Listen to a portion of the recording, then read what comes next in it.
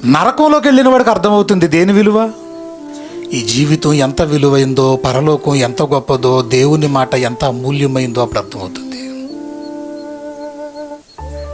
ఆరోగ్యం విలువ హాస్పిటల్కి వెళ్ళక కానీ అర్థమవ్వదు.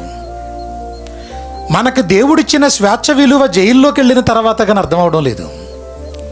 మన జీవితం యొక్క విలువ శ్మశానంలోకి వెళ్ళిన తర్వాత కానీ బతుకున్న వాళ్ళకి అర్థం కావటం లేదు.